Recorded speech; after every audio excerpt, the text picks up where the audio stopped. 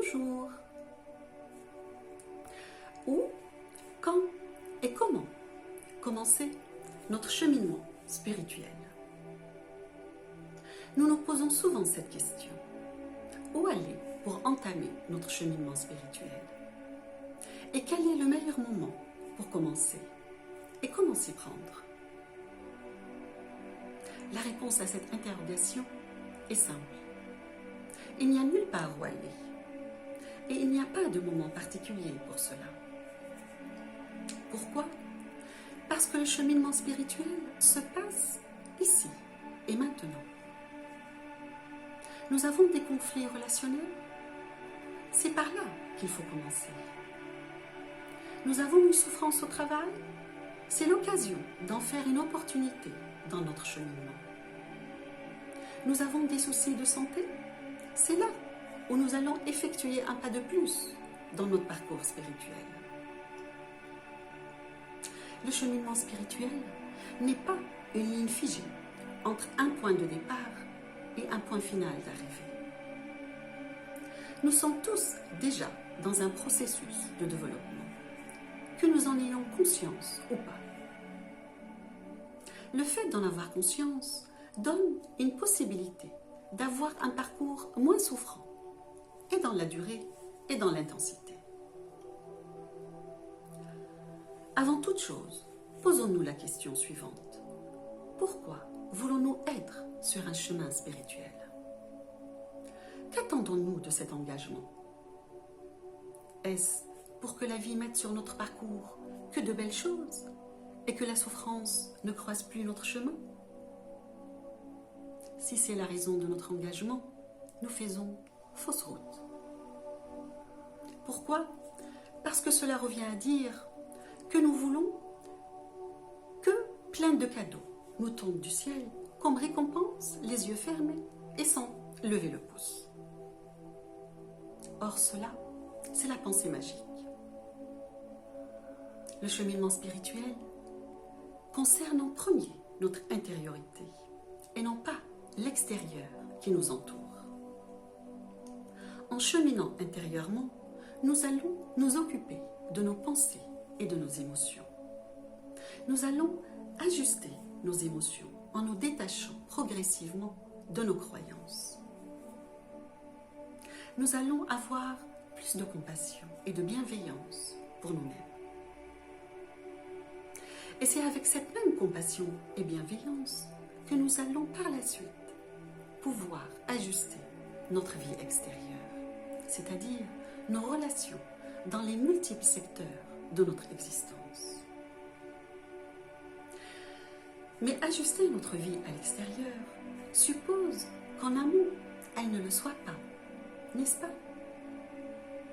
Et qu'avec notre bienveillance, fruit de notre avancement intérieur, nous allons pouvoir transformer une situation extérieure inconfortable en une situation confortable.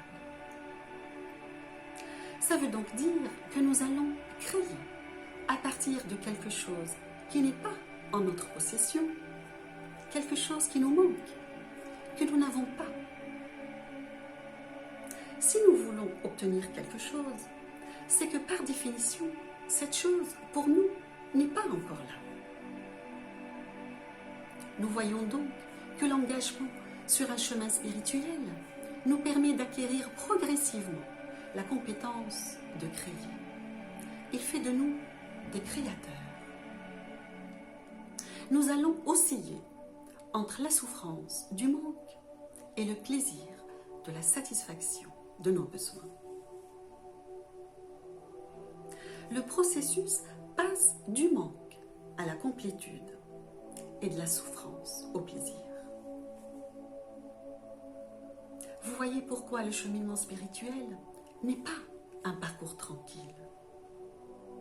C'est que pour que l'univers nous renvoie et nous fasse voir notre compétence de créateur, il va d'abord nous mettre dans des expériences non agréables, afin que nous puissions les transformer d'une manière constructrice, grâce à notre compassion, couplée à la bienveillance de plus en plus grandissante au fur et à mesure que nous grandissons en conscience.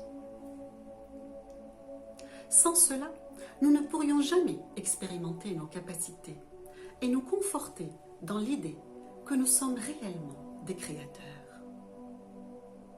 Si nous n'avons rien à créer, nous ne le saurions jamais et nous n'aurons aucun cheminement à faire. Nous voyons pourquoi nous disions au début de la vidéo que l'engagement spirituel se passe ici et maintenant, avec les circonstances que nous qualifions maintenant de toxiques pour nous. Il n'y a nulle part où aller et pas besoin d'attendre non plus. Avoir le désir sincère de ressentir qui nous sommes vraiment est un moteur puissant. L'univers est vibratoire. Il va instantanément capter notre désir et mettre sur notre chemin ce qu'il nous faut, ce qui convient à notre développement, ici et maintenant. L'univers n'a pas le langage du bien et du mal. Fais ou ne fais pas. L'univers est comme une page blanche. Il n'est pas dans les jugements. Il est vibratoire. Il nous connecte à des personnes qui ont la même vibration que nous.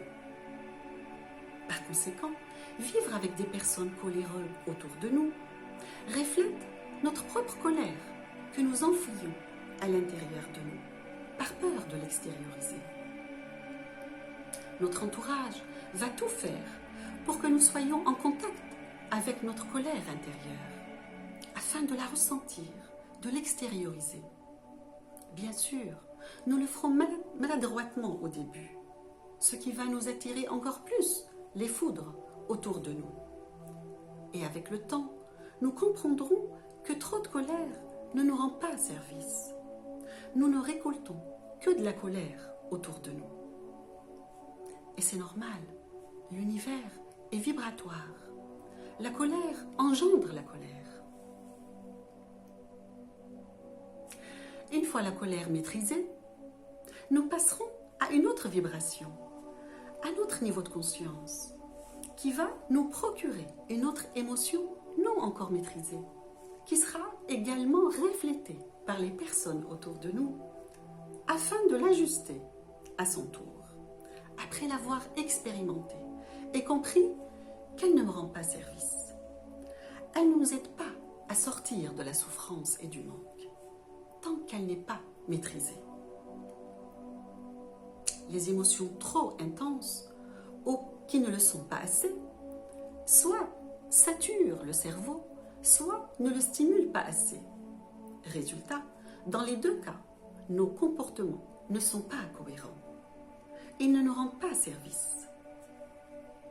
Par conséquent, cheminer spirituellement, c'est faire le tour de toutes nos émotions afin de les ajuster, les maîtriser, en redécouvrant la vibration créatrice en nous, la vibration intelligente d'accueil inconditionnel, sans jugement, la vibration d'amour et de compassion, la vibration qui va unir toutes les autres pour former un tout à l'unisson.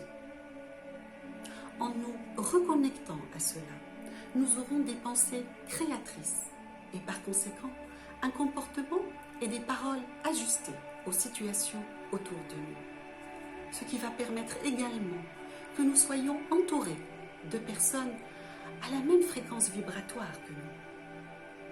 Comment l'univers se charge de cela? Notre raison ne peut pas savoir comment les choses prennent cette tournure à notre avantage. Comment les relations conflictuelles de jadis laissent place à des relations soutenantes, aimantes, et cela avec les mêmes personnes que nous jugions il fut un temps. Toute personne porte en elle toutes les possibilités. Nous sommes des miroirs les uns pour les autres. Socrate disait: « Connais-tu toi-même et tu connaîtras l'univers et ses dieux. » Je termine par une histoire. Un jour, une personne envahie par le doute demande à un sage: as-tu la preuve que Dieu existe? Le sage sourit et lui répond: la preuve est à l'intérieur de toi. Tu peux t'y connecter et la ressentir si tu en as le désir. Mais la certitude de son existence, elle est à l'extérieur. Et là, un cheminot débutant lui dit: s'il te plaît, je ne peux plus me supporter, je ne peux plus de moi-même, je veux changer mes comportements. Tu n'aurais pas un moyen pour que j'aie vraiment peur de Dieu? Il lui répond: moi, je peux t'aider à aimer Dieu et non pas à en avoir peur.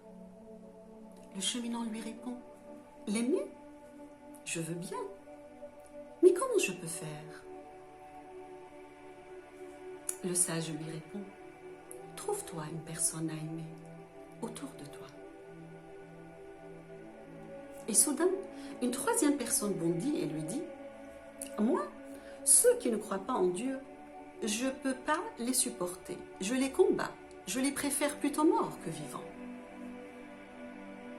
Le sage lui répond: que souhaite ton Dieu pour les gens? Il lui dit qu'ils aillent au paradis. Le sage lui dit: et le diable, il leur souhaite quoi? Il dit: le diable veut qu'ils aillent en enfer. Le sage répond: ces gens qui pour toi ne croient pas en Dieu et que tu combats, une fois morts, ils vont où? Il dit: évidemment en enfer. Le sage lui répond: du coup, toi, tu travailles pour le compte de qui? Je conclus par une belle citation d'un soufi qui disait: c'est par l'amour que je me suis reconnue et que j'ai reconnu mon Dieu, le Dieu de tous les dieux. Portez-vous bien et à une prochaine vidéo.